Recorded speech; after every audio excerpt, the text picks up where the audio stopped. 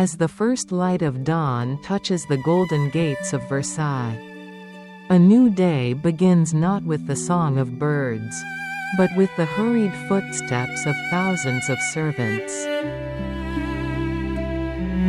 The clock strikes 8:30 in the morning, and in the central bedchamber, King Louis XIV opens his eyes. This is not a private moment, but the beginning of the levee, the rising ceremony.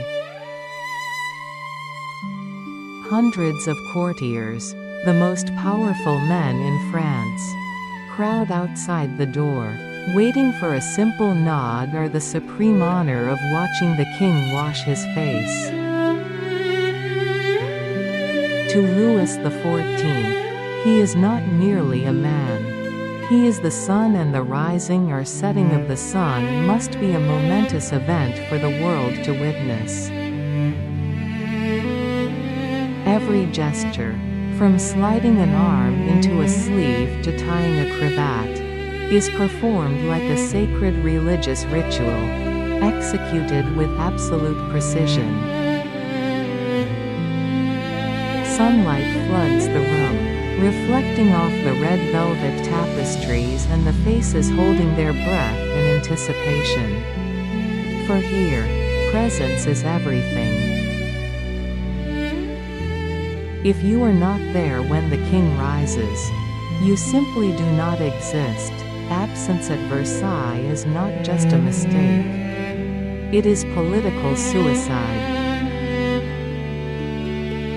And when the bedroom doors finally swing open and the king steps out, the entire palace awakens, beginning a complex dance of power and submission. Step into the famous Hall of Mirrors, where 357 mirrors serve not just as decoration, but as tools for the king to control light and space. The architecture here is designed so that no one can hide. Every shadow is eliminated by reflected light, turning the lives of the nobility into an open stage. The perfect symmetry of the endless corridors reminds everyone of order. At Versailles, chaos is the enemy, and discipline is the ultimate beauty. Every footstep on the polished oak floor echoes, so one must learn to walk in a way that minimizes the sound of heels while maintaining an air of class. Looking up at the ceiling, the frescoes praising the king's victories make anyone who gazes upon them feel incredibly small and dependent. And the throne, even when empty, radiates an invisible authority. No one dares to turn their back on it, even when the king is not present.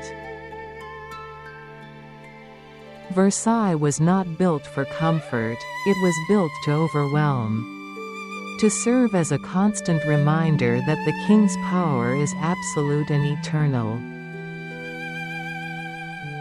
It is a labyrinth of marble and solid gold, where the only way out is absolute obedience to unwritten laws. At Versailles, seating is not about resting one's feet. It is a matter of survival. Only the highest-ranking noblewomen are permitted to sit on a tabouret, a backless stool, in the presence of the queen. The rest must stand for hours on end, ignoring fatigue or pain, while maintaining a radiant smile on their lips.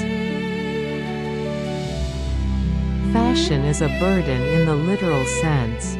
Towering wigs and dresses weighing dozens of pounds serve as the armor of the elite.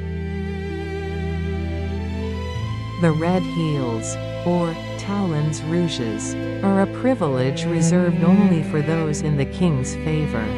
A sign that marks whether you belong to the inner circle or are merely an outsider. Every meal of the king is a public performance called Au Grand Couvert, where dozens of eyes watch every spoonful of soup the king lifts to his mouth. No one is allowed to eat with him unless invited. Silence reigns, broken only by the gentle clinking of silverware on gold plates. Even bowing is an art form, with dozens of different variations for each rank. One wrong move, and you could become the laughingstock of the court. Life here is like walking on a tightrope. A favorable glance from the king can lift you to the heavens, but a single frown can push you into the abyss. Behind the glamour lie stories that cannot be spoken aloud, to maintain their lavish appearance. Many noble families have driven themselves to bankruptcy. Gambling became a painkiller at the card tables in the salons. Vast fortunes changed hands in a single night under the flickering candlelight. Isolation is a sentence. Being banished from Versailles means being cut off from the source of life, forgotten in some dreary estate in the countryside. Look into the eyes of that duke standing there. Behind the white powder and the wig lies anxiety, calculation, and constant fear. They live crowded in small, cold, uncomfortable rooms in the attics, just to be close to the sun. Begging letters, whispered schemes, fake smiles. This is the air they breathe every single day. Versailles is a prison without bars, where the warden is ambition and the prisoner is human pride. When night falls, the candles burn low and the laughter fades, leaving only emptiness echoing through the gilded halls. Today, walking through the empty rooms of Versailles, we can still hear the echoes of the past, though the old rituals have vanished into thin air. The king's bed remains, but the monarch's sleep has ended forever. The mirrors still reflect light, but they no longer reflect the schemes of power. Versailles is now strangely peaceful. It is no longer a stage for survival, but a museum of memory, preserving the height of art and the tragedy of humanity. Sunset is falling over the Grand Canal, the last light of day turning the stone statues gold, like a final farewell from the Sun King.